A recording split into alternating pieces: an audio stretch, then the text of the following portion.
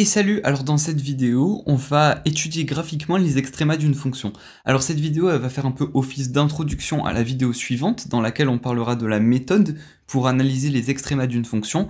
Là, dans cette vidéo, on va voir intuitivement comment pourrait fonctionner cette méthode, et aussi qu'est-ce que sont les extrémas d'une fonction, etc. etc. Alors du coup, c'est parti. Dans un premier temps, on peut se demander ce que c'est que l'extrémum d'une fonction. Alors, on dit un extrémum des extrémas. Alors l'extrémum d'une fonction, si on prend une fonction de R dans R, donc ça vous les connaissez bien, si je prends cette fonction-là, et regardez, là elle a un maximum, là elle a un minimum, donc on peut dire que le maximum et le minimum, ce sont des extrémas. En fait, un extrémum, c'est soit un maximum ou soit un minimum. Alors attention, on dit que la fonction, elle admet un maximum ou un minimum en un point. Là, c'est en ce point qu'elle a un maximum, et là, c'est en ce point qu'elle a un minimum. Donc si je regarde nos trois fonctions, donc ce sont des fonctions de R2 dans R, rappelez-vous, quand on a un graphe en 3 dimensions et qu'on étudie une fonction à plusieurs variables dans R, c'est forcément une fonction de R2 dans R. Et là, regardez, en ce point ici, on voit bien que la fonction, elle admet un minimum, puisque ce point, c'est le plus petit, entre guillemets. Là, on voit bien que la fonction, en ce point-là, elle admet un maximum, puisque il n'y a pas plus haut, en quelque sorte, que ce point-là. Et enfin, ici, ça va être un peu spécial. Regardez, si je regarde cette fonction de ce côté-là, comme ça, on voit bien qu'il va y avoir une courbe un petit peu comme ça. Voilà, donc si je représente cette courbe, alors attention, cette courbe, elle passe bien ici, là. Si je la représente face à nous, cette courbe, elle est un petit peu comme ceci, en gros. Hein. Si maintenant je regarde cette fonction de ce côté-là, là, on voit qu'on a des courbes qui font comme ça, à peu près, et si j'analyse un peu plus en détail en ce point-là, on a bien une courbe qui passe comme ça. Donc si je mets cette courbe toute droite, on aurait une courbe un petit peu comme ça, comme ceci, voilà. Alors du coup, on voit qu'en ce point ici, particulièrement, donc ici et ici, là on a un minimum, si je regarde dans ce sens-là, mais si je regarde dans ce sens-là, j'ai un maximum. Alors, donc je reprends tout, là j'ai un minimum, là j'ai un maximum, et là j'ai un minimum et un maximum à la fois. Alors maintenant, si je regarde les lignes de niveau de cette fonction, alors rappelez-vous les lignes de niveau, on en avait parlé il y a pas mal de vidéos déjà. Les lignes de niveau, c'est quoi? À chaque fois, je vais prendre un plan donc qui est perpendiculaire à ce plan-là, à ce plan horizontal, et je vais le monter petit à petit. Et à chaque fois, je regarde l'intersection entre la fonction et mon plan que je monte petit à petit. Si on fait ça, on va se rendre compte que les lignes de niveau de cette fonction, elles ressemblent à ça. Si je fais la même chose avec cette fonction-là, les lignes de niveau, elles vont ressembler à ça. Et enfin, avec celle-ci, les lignes de niveau, elles ressembleront à ça. Et là, on voit bien qu'il y a un point particulier, ce point-là, en l'occurrence, qui représente ce point-là, où on a à la fois un minimum et un maximum, puisque les lignes de niveau, elles vont se croiser. Alors ok, maintenant on a analysé que la fonction, en ces 3 points particuliers, elle avait des extrémas, mais on peut aller un petit peu plus loin. En fait, ces 3 points, ils sont un petit peu particuliers. Pourquoi? Parce que si je dessine une fonction, ok, par exemple la fonction x carré, et que je dessine sa dérivée, donc sa dérivée elle est comme ça, en fait, la dérivée, elle a une propriété assez spéciale, qui est qu'elle change de signe quand la fonction, elle change de variation. Par exemple, la fonction x carré, elle est décroissante, croissante, donc du coup, sa dérivée, elle sera négative puis positive, et pile à l'endroit où on va changer de sens de variation, on aura 0. Donc en ce point-là, on est censé avoir 0 ici. Et donc là, en fait, ça nous fait un tableau de variation. Donc ça, normalement, vous connaissez à peu près. Alors du coup, ce qui se passe, c'est que regardez, là, en ce point, si je regarde la fonction et je la parcours comme ça, on aura un changement de variation.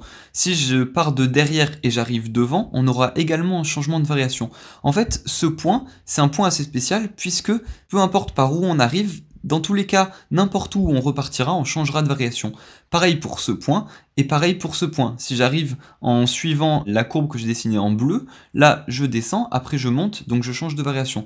Si j'arrive de là, et donc du coup je vais monter, après je vais redescendre de l'autre côté, donc je vais également changer de variation. Donc en fait, ces points, ils sont un petit peu spéciaux, puisque leur dérivée, elle va s'annuler. Et quand un point a une dérivée qui s'annule, alors la dérivée pour une fonction à plusieurs variables, on l'appelle le gradient, et donc ces points, ce sont des points tels que le gradient va s'annuler, tels que la dérivée, à chaque fois, elle va s'annuler. Alors quand la dérivée, elle s'annule, c'est quoi? Ces points, on les appelle des points critiques. Donc je note ça là, parce que c'est assez important, ce sont des points critiques. Alors ces points, on dit aussi que ce sont des points stationnaires. Donc ça c'est un point de vue de vocabulaire. On avait déjà parlé des points critiques et stationnaires dans les vidéos sur les courbes paramétrées, donc ça fait pas mal de temps déjà. Donc du coup, ces 3 points, eh ben, ils ont une particularité, c'est que ce sont des points critiques, donc des points tels que le gradient va s'annuler. Alors maintenant, si on veut analyser un peu plus en détail, regardez, si j'essaye de faire la tangente en ce point, donc la tangente, ça nous donnerait un plan un petit peu comme ça, à peu près. Donc là, j'ai la tangente. Donc en fait, la tangente, c'est la dérivée première en ce point. Alors pour être plus précis, en fait, on n'aurait pas vraiment un plan, mais on aurait un plan qui remonte un petit peu, comme ceci. Alors, je suis pas hyper bon en représentation, mais on peut très bien s'imaginer que le plan soit un peu courbé du fait que la fonction de base elle est courbée vers le haut, donc le plan il est un peu courbé vers le haut. Donc du coup, maintenant si j'analyse les variations de ce plan, ce plan, on peut très bien s'imaginer que par rapport à ce point-là, le plan il va avoir des variations uniquement vers le haut, uniquement croissantes. Donc par exemple dans ce sens-là comme ça, il va être comme ça, dans ce sens-là il va être comme ça, vers nous le plan il va avoir également une variation vers le haut, donc comme ça, vers l'arrière aussi, donc le plan il aura uniquement des variations positives. Alors maintenant, donc rappelez-vous tout à l'heure on avait vu que quand on avait une fonction, la dérivée elle avait le signe des variations de la fonction, donc si je dérive ce plan-là, si je dérive ce plan-là, le signe de la dérivée elle va correspondre aux variations de ce plan-là. En l'occurrence, on a vu que les variations de ce plan étaient croissantes, donc le signe de la dérivée, il va être positif. Donc plus, partout, on n'aurait que des plus. Et ça nous fait une parfaite transition avec la méthode, puisque là, au final, on a fait la dérivée première en ayant le plan, et la dérivée seconde pour avoir le signe, et c'est exactement ce qu'on fera. On fera la dérivée seconde, et on regardera le signe de cette dérivée seconde, et en fonction du signe, on pourra en conclure si le point est un minimum, un maximum, ou est à la fois les deux. Alors vous voyez que si la dérivée seconde est tout le temps positive, le point a l'air d'être un minimum. Pareil, si on ferait la dérivée seconde pour un maximum, donc là on aurait des variations vers le bas qui descendent, donc on pourrait trouver ça logique que si on fasse la dérivée de variations qui diminue, la dérivée elle aurait que des moins, donc la dérivée seconde, on pourrait trouver ça logique que dans le cadre d'un maximum, elle soit négative. Enfin, dans le cadre d'un point qui est à la fois un minimum et un maximum, alors ce point, d'ailleurs, il a un nom particulier, on l'appelle un point cell, on l'appelle aussi un point col, C-O-L, comme ça, donc ces deux mots, ce sont les mêmes, ce sont des synonymes. Vous voyez qu'entre point critique et stationnaire qui sont synonymes, et cell et col qui sont synonymes, on aime bien donner deux mots au même truc. Et là, regardez, on a à la fois, par rapport à ce point, des variations qui vont monter, mais on a également des variations qui vont descendre. Donc ça, c'est évidemment si je faisais le plan tangent, donc le plan tangent, je vais pas prendre le risque de le dessiner, mais on peut très bien s'imaginer que c'est un plan qui va un peu descendre si on regarde par là, et qui va un peu remonter si on le regarde dans le sens de cette flèche-là.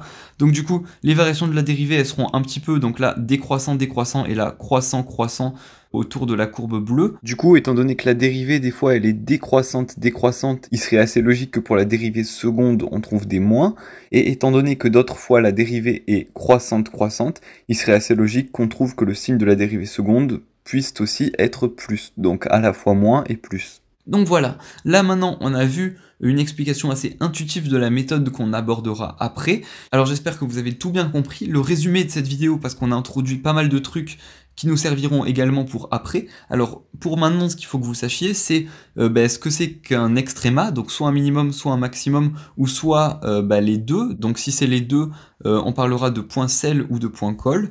Et également de savoir que ces points-là particuliers sont des points critiques qu'on dit aussi stationnaires. Donc j'espère que vous avez tout bien compris. Si c'est le cas, vous pouvez lâcher un petit like, ça fait super plaisir. Si vous avez des questions, vous pouvez les laisser dans les commentaires. Et je vous invite vraiment à regarder la vidéo suivante pour avoir une compréhension globale de ce qu'on vient d'expliquer dans cette vidéo. Donc du coup, à tout de suite.